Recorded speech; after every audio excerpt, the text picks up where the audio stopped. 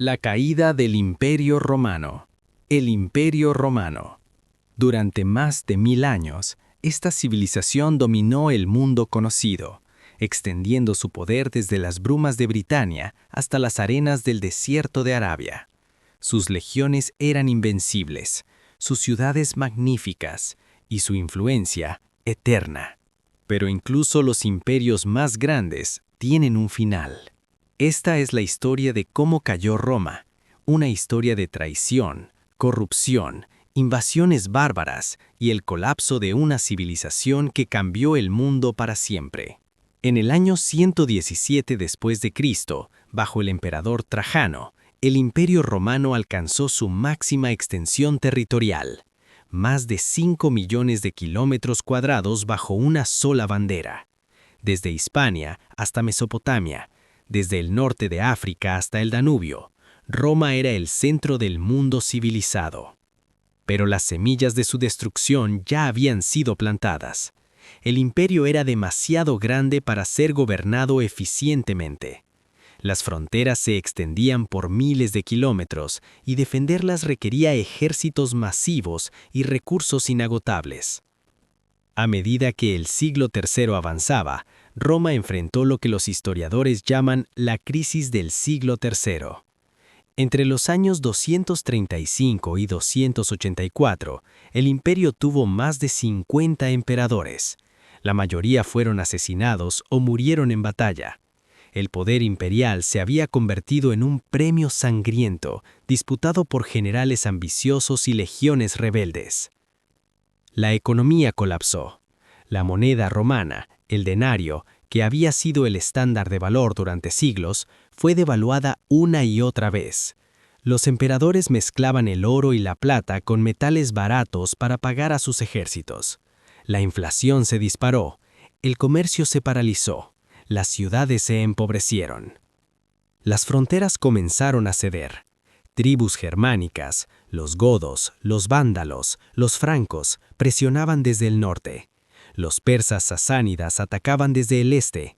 Roma ya no podía mantener sus defensas. Las legiones, antes invencibles, ahora luchaban entre sí en guerras civiles mientras los bárbaros cruzaban el Rin y el Danubio.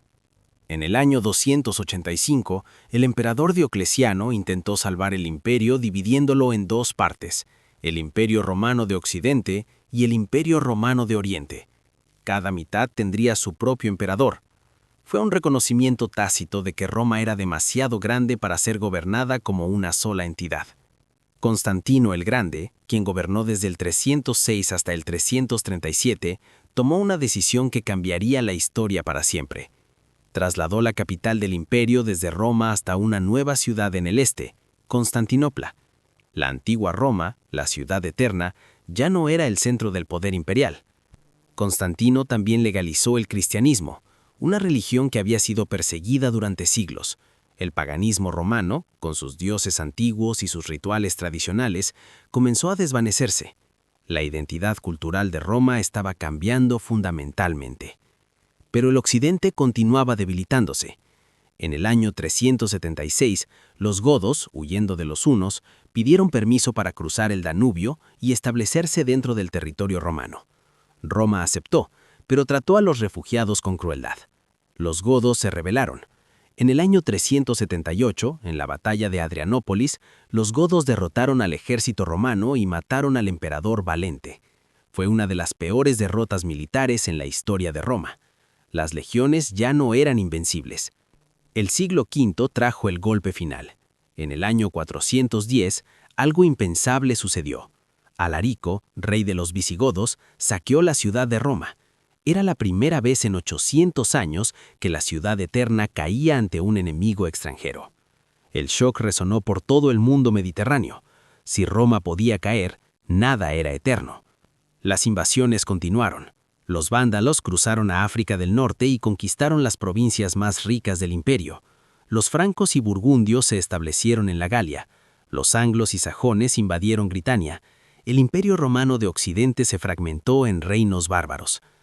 Los emperadores occidentales se convirtieron en títeres, controlados por generales bárbaros que ostentaban el verdadero poder.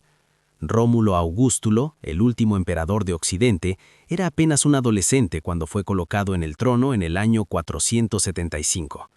Su reinado duró menos de un año. En septiembre del 476, el general bárbaro Odoacro depuso a Rómulo Augustulo y se proclamó rey de Italia. No se molestó en nombrar un nuevo emperador.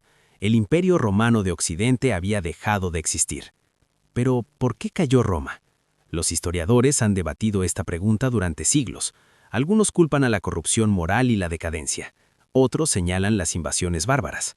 Algunos mencionan el cristianismo, que supuestamente debilitó el espíritu marcial romano. Otros hablan de plagas, cambio climático o envenenamiento por plomo. La verdad es que no hubo una sola causa. La caída de Roma fue el resultado de múltiples factores que se reforzaron mutuamente. La crisis económica debilitó al ejército. El ejército debilitado no pudo defender las fronteras. Las invasiones bárbaras destruyeron la economía. La inestabilidad política impidió cualquier solución efectiva. Fue una espiral descendente que duró siglos. Sin embargo, Roma no desapareció completamente. El Imperio Romano de Oriente, con su capital en Constantinopla, sobrevivió otros 1000 años. Se convirtió en el Imperio Bizantino, preservando la cultura, las leyes y las tradiciones romanas hasta 1453, cuando finalmente cayó ante los turcos otomanos. Y el legado de Roma pervive hasta hoy. Nuestras leyes, nuestra arquitectura, nuestros idiomas, nuestra forma de gobierno, todo lleva la huella de Roma. El latín evolucionó en español, francés, italiano, portugués y rumano. El derecho romano es la base de los sistemas legales modernos. La idea misma de república y ciudadanía viene de Roma. La caída del Imperio Romano nos enseña que ninguna civilización, sin importar cuán poderosa, es inmune al colapso, que la grandeza no es permanente, que los imperios, como todas las cosas humanas, nacen, crecen y eventualmente mueren. Pero también nos enseña que las ideas pueden sobrevivir a los imperios, que la cultura puede trascender la política, que incluso en las ruinas de una civilización caída, las semillas del futuro ya están germinando.